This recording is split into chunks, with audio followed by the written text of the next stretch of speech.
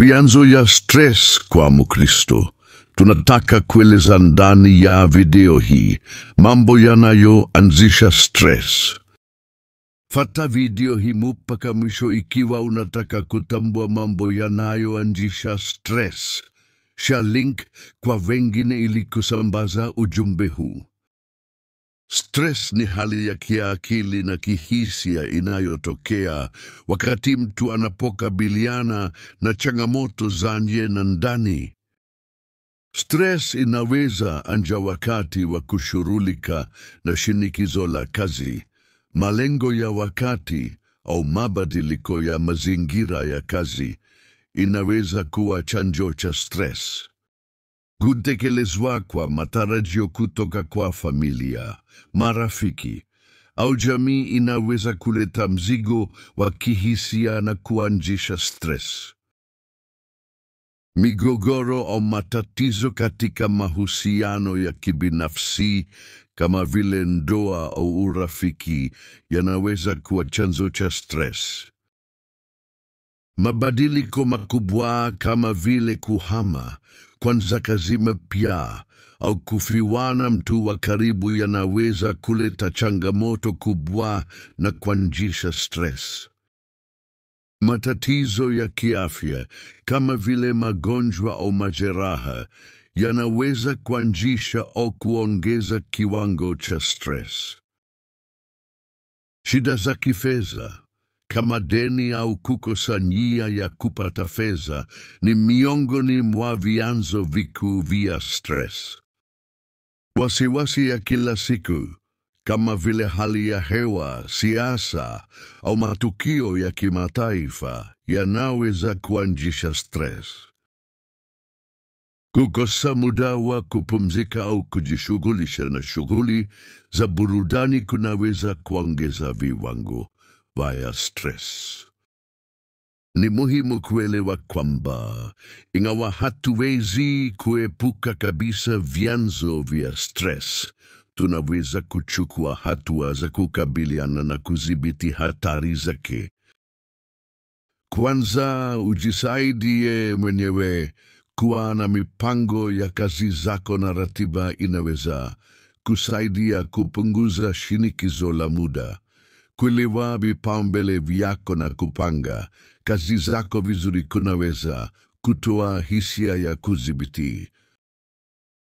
Pili, fanya mazoezi ya kutafakari au yoga ambayo inaweza kusaidia kupunguza viwango ya wasiwasi na kuwapa akili fursa ya kupumzika. Mazoezi ya kawaida husaidia katika kuondoa msongo wa mawazo. Kutembea, kukimbia au kufanya mazoezi mengine kuna manufaa makubwa kwa afya ya akili. Kukuwa na mahusiano mzuri ya kijamii, ya familia na marafiki ni muhimu. Kushiriki hisia zako na wengine au kuzungumza wakati wa matatizo kunaweza kusaidia kupunguza mzigo wa kihisia. Jua kutafuta ushirika na wengine ikiwa kuna tatizo, basi mulitatue haraka. Hakikisha unapata usingizi wa kutosha, kula chakula bora na kujishughulisha na shughuli za burudani. Kujitunza ni muhimu kwa afya ya akili. Kumbuka kupunguza matumizi ya vitu vinavyoweza kuongeza msongo wa mawazo kama vile kahawa na kuacha pombe. Kutenda mema kwa wengine na kusaidia jamii kunaweza kuongeza furaha yako binafsi na kupunguza msongo wa mawazo. Katika Biblia, kuna mashahiri kadhaa zinazoelezea jinsi ya kushughulikia stress, wasiwasi na changamoto za maisha. Yesu Bwana wetu ametuelekeza kwa neno la Mungu, ni kwa faida yetu, ndio maana anatufundisha. Imeandikwa, msijisumbue kwa kitu chochote, bali katika kila jambo Kwa maombi na dua pamoja na shukrani, yaonyeshe mahangaiko yenu kwa Mungu. Na amani ya Mungu, ipitayo akili zote, itaishika mioyo yenu na kufikiri kwenu katika Kristo Yesu. Wafilipi 4:6 na 7. Yesu anazungumzia kuhusu wasiwasi, akisema kwamba hatupaswi kuwaza kuhusu chakula, mavazi na mambo mengine ya maisha, kwa sababu Mungu anajua mahitaji yetu. Mathayo 6:25 hadi 34. Mtu mwenye uzito upo mbele ya Bwana atakupatia nguvu. Zaburi 55 shairi la 22.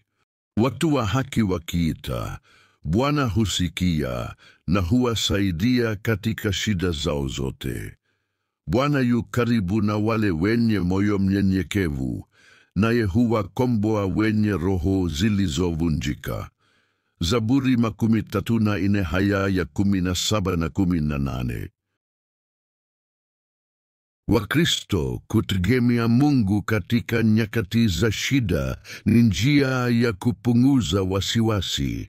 Kupitia maombi, tunapata nguvu mpya na kumtukuza Mungu, kama Paulo na Sila gerezani inatufungua toka minyororo ya stress.